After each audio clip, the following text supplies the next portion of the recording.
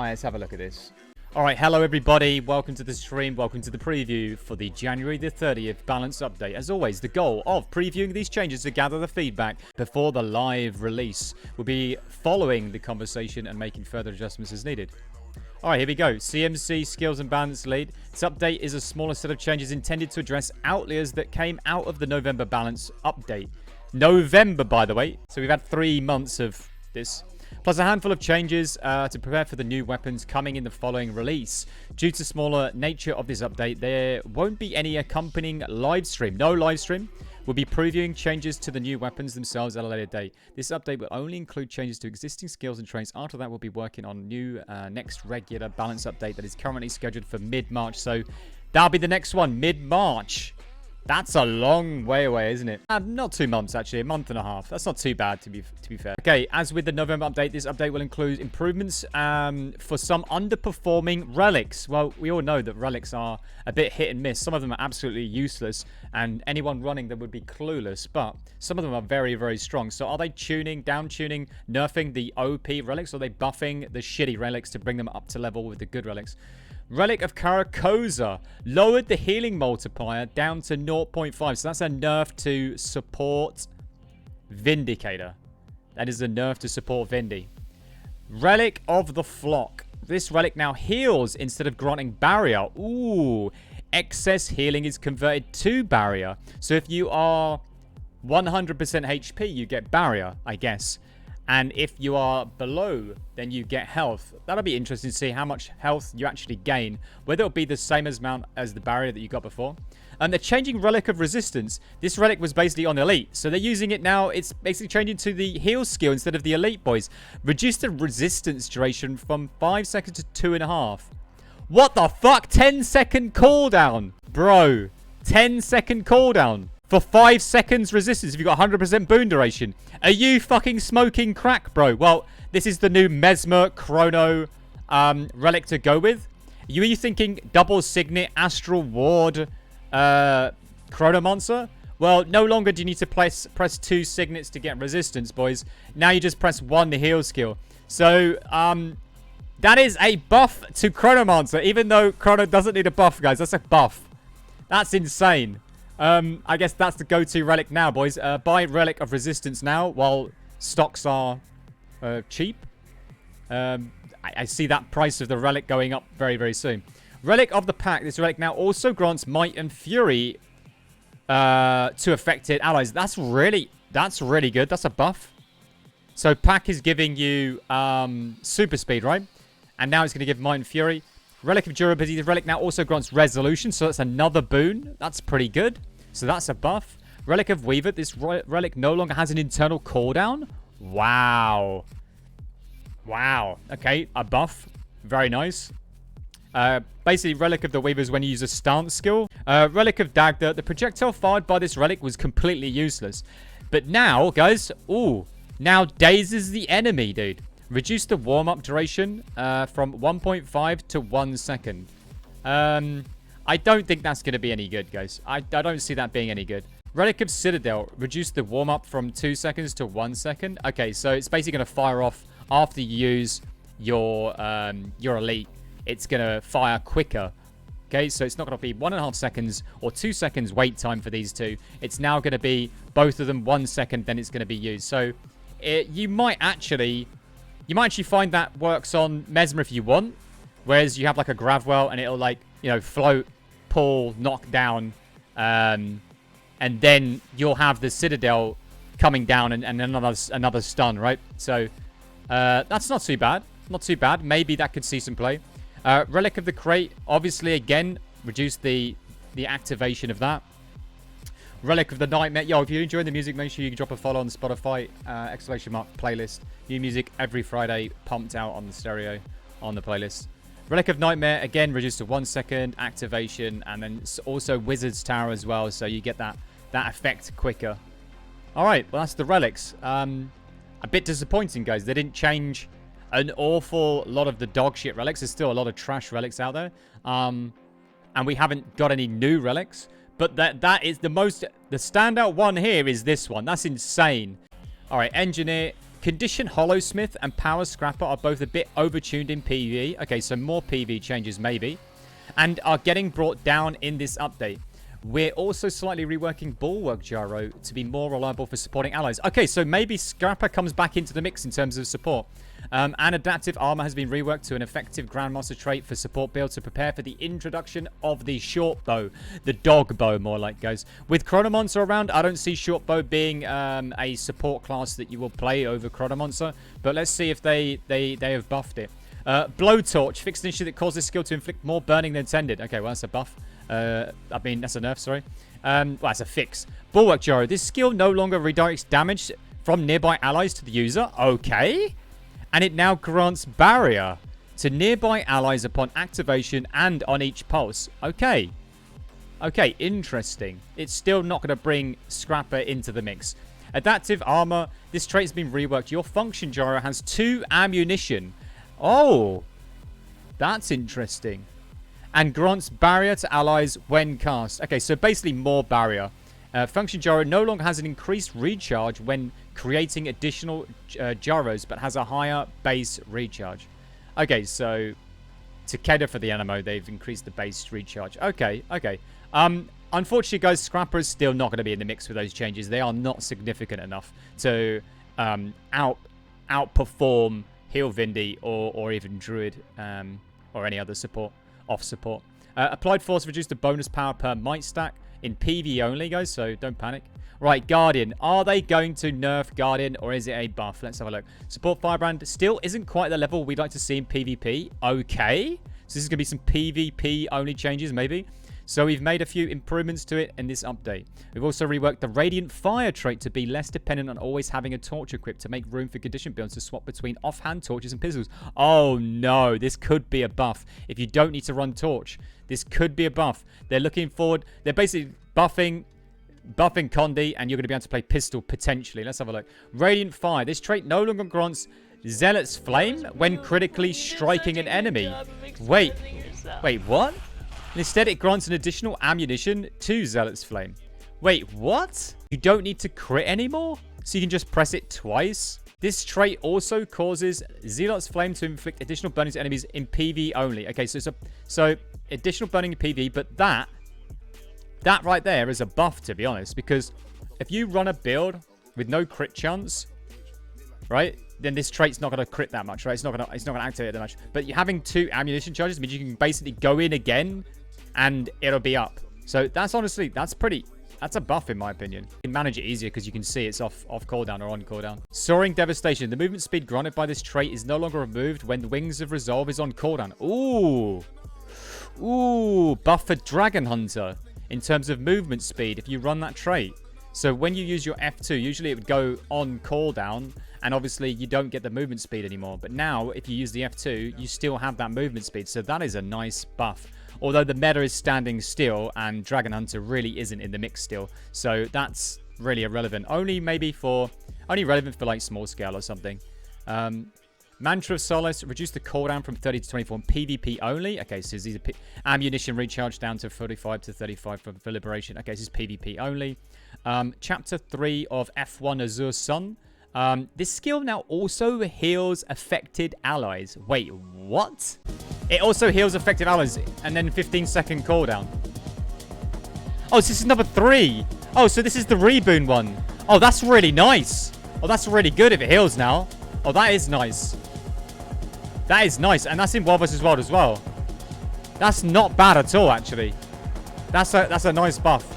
Igniting Burst. What's that, boys? Is that F1? Blast Finisher. So that's number 2. So that's a blast finisher now. Oh.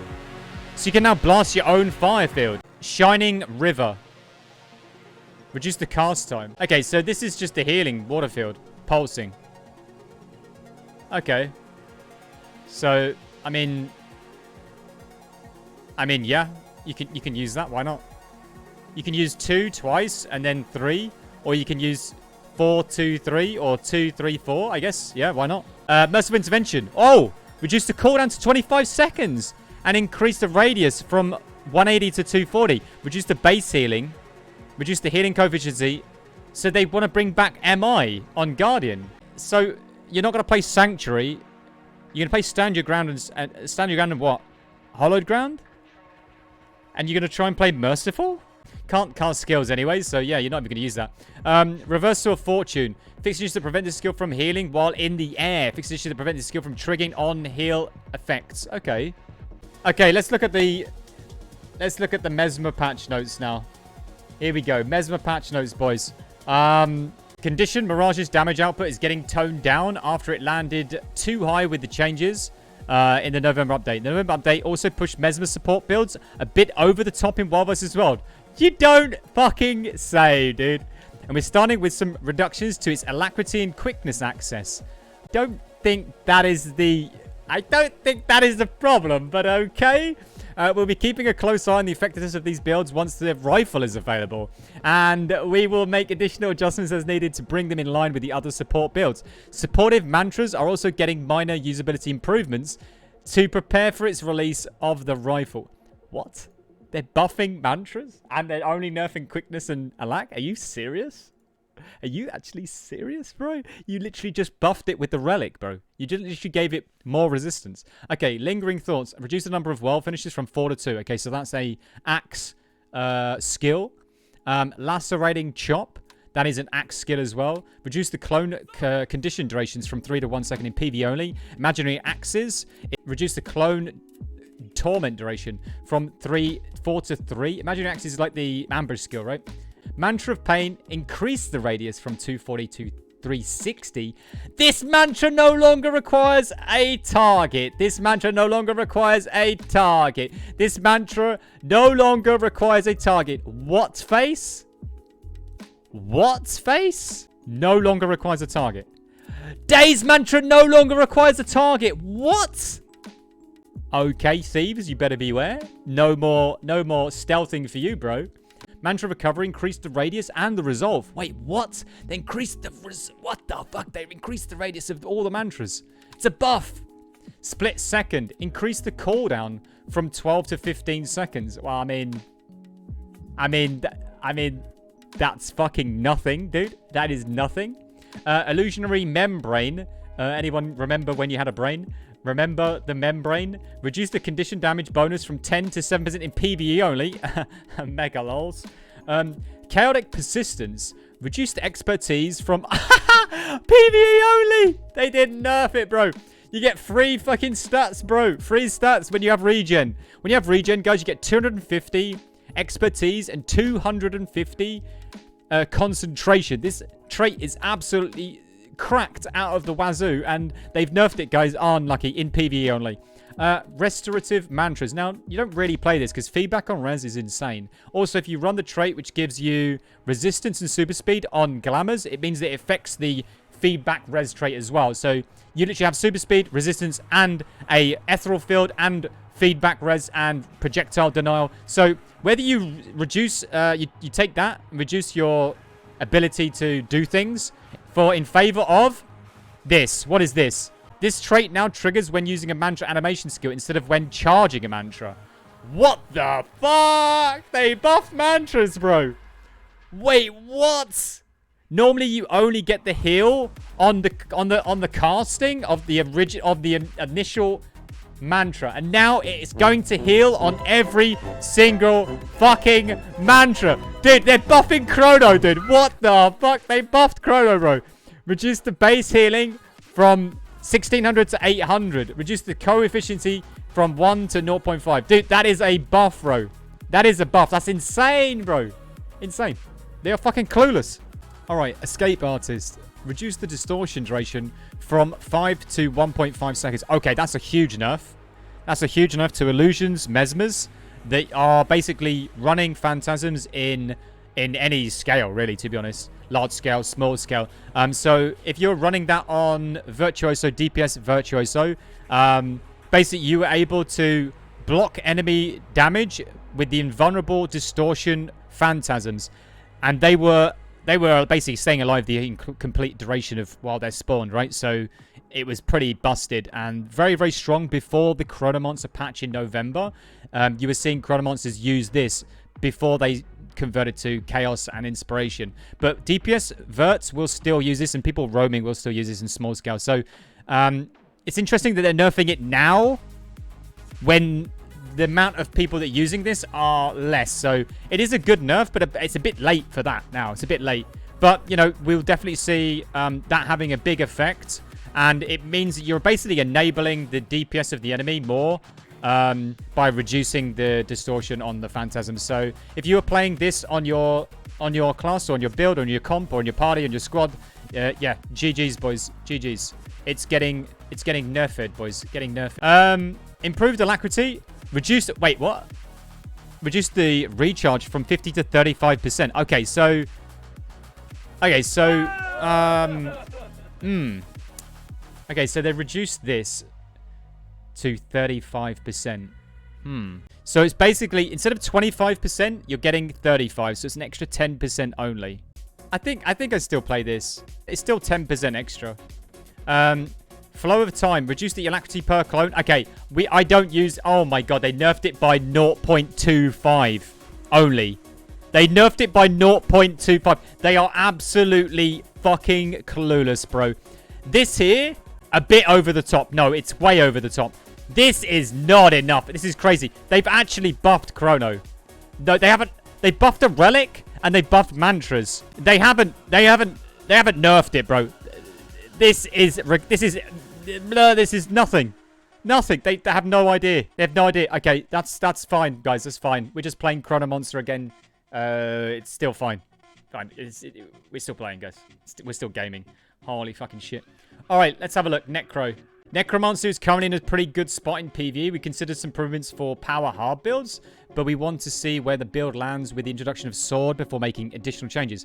Transfusion is a trait that overperforms in support Scourge builds in Wild vs. Wild. So we're making a change similar to what we did with Path of Corruption. So in which the trait will increase the cooldown of its related Scourge skill. So in Wild vs. Wild only, Transfusion now will increase your cooldown of your F4 to 60 seconds, boys. 60 seconds. So, it's fine, guys. You know, like I said earlier, it makes no difference. It's fine, because all Scourges, you press this at the start of the fight anyway, and no one reses the second down. So it's fine. It's fine. Scourges will never learn how to play. They will never know how to play, guys. There'll be only like 1 or 2 Scourges who will know how to play. But once your commander goes down, there'll be no transfusion still. It'll be the same, guys. You have 9 Scourges, you still only have like 2 transfusions because they're absolutely fucking clueless. They're literally fucking clueless. People that play Scourge are clueless mostly. People that play Guild Wars 2 are clueless because it's a casual game and it only encourages casual behavior. So this trait makes no difference whatsoever, guys. It doesn't make any fucking difference whatsoever, guys. So it's the same, boys. It's the same. So GG's. We're still playing Transfusion. I don't know. If the fight lasts longer than 1 minute, boys, you're probably playing the game wrong, to be fair. And no Transfusion should even help you anyway, because you just push the fucking Transfusion and you bomb these motherfuckers anyway, bro. So, but it's fine. Mesmer can just Illusion of Life because everyone's still playing Illusion, right? Surely. Maybe you bring back Warrior Banner. Maybe you Copium play Merciful Intervention. Maybe Scourge is dead, boys. Maybe Scourge is dead. Maybe it's time to play another Chronomancer, guys. Just more Chrono, surely. And you can F with Chrono, and you can press all Shadows, and you can Illusion of Life. Maybe you just play more Chrono, boys. Just run another 2 Chrono. Fuck it. Why not? Ranger. What the fuck is that? I thought you were memeing. Bro, I thought you were fucking memeing, guys. No. I thought you were fucking memeing, guys. Nah. I actually thought you guys were fucking jokes with me. You were literally joking with me. I was literally like, there's no way this is true. You guys are fucking trolling. Well, Rangers rejoice. Barrage is getting a huge buff. Increased the ammunition count from 1 to 2 in Wild vs. Wild. It doesn't make any sense, Stark. You're right. It doesn't make any sense. But anyway, GG's. Time to play Rangers. Surely this will kill the Boon Ball, though. But it fucks up the quick draw build-up, and it's actually a nerf. Yeah, how does that work, actually? How does that work? Wait, I know how you do it, guys. You play double longbow. No, wait, listen. You play double longbow. You press longbow 5 once. then you weapon swap, then you press longbow 5, and then the second longbow 5, then we'll get... See? See, guys? Then you get 3, right? You get in combat with the first longbow 5, then you weapon swap, then longbow 5, then longbow 5. So 3 longbow 5s. And then when you swap again, then longbow 5 will be on cooldown, and you completely get fucked after the third one. Basically, 3 arrow cart fires, and then that's it. You fuck the whole fucking thing up. Anyway, let's read this shit. Condition-based quickness untamed is another build that's performing in terms of damage and is getting a few adjustments to bring in more more in line. Quickness untamed. Okay, builds can struggle with might generation for the allies. I mean, okay. So we've added might to let loose trigger in PvE. Oh, PvE. Greatsword is getting a handful of tune-ups with the goal to make it more competitive option for power builds. Slice. Increase the coefficient. This is all PvE, guys. All PvE. The only world versus world change is barrage. So let's just ignore all that shit, dude. Let's just ignore that shit. Right. What's happening to Rev? In addition to toning down the damage of Power Vindicator in PvE, we've made some minor adjustments to Axe to improve its usability for condition builds. Okay. Axe Frigid Blitz no longer inflicts slow, but it inflicts torment. Ooh, that is enough. That's not very good. Temporal Rift. Reduce the time the rift takes to collapse. Okay, so that's the poll on Axe. Okay, who cares? Echoing Eruption. Reduce the number of blast finishes from 3 to... Whoa! Whoa, whoa, whoa, whoa. Okay, so Mace is now ditched and definitely running Scepter. No longer... Caracosa nerfed and the Mace Blast nerfed as well.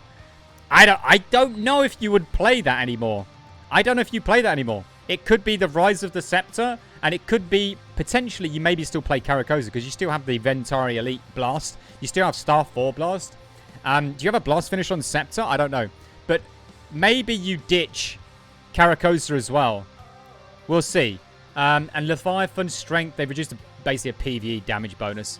Alright, Thief. Thief. Deadeye's been growing in popularity in PvP in the last few months. Well, I mean, it's not been... I mean, it's always been good. And we've seen it can be a bit too difficult to lock down for the damage it's capable of dealing. Neil, Shadow Step forward while granting yourself stealth. Rifle, Shadow Step. Yeah, so less stealth. Distance 600. So it's a little bit of a nerf to the mobility and stealth. Okay. Wow. And then finally Warrior. So they haven't nerfed Overheat. And they haven't nerfed Warrior, I'm assuming. Power-based quickness Berserker is finally overperforming build that we've been tackling in this update. Shifting it more to power away from Bloody Raw and into blood reactions create a larger damage trade-off for quickness. Okay, so this is PvE traits. So they've literally left the DPS as it is. With Scourge nerfed. Chronomancer the same. I don't see much changes, boys, to the meta. I really don't see much changes.